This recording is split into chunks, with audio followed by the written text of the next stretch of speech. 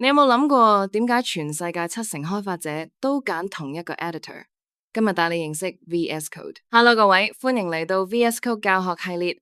我會帶大家由零開始學識用 VS Code 寫 code。VS Code 全名 Visual Studio Code 係由 Microsoft 開發嘅一個免費程式碼編輯器。注意喎，佢同 Visual Studio 係兩樣嘢。VS 係大型 IDE，幾個 GB。VS Code 輕量好多，幾百 MB 就搞掂。點解咁多人用佢？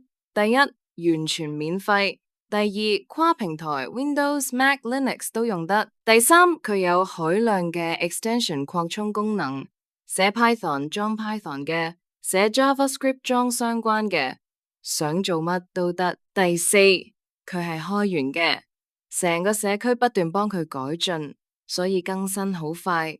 功能越嚟越強，咁邊啲人適合用 VS Code？ 如果你係前端寫 HTML、CSS、JavaScript， 佢絕對係首選。後端寫 Python、Node.js 一樣冇問題。做數據分析用 Jupyter Notebook、VS Code 都支援。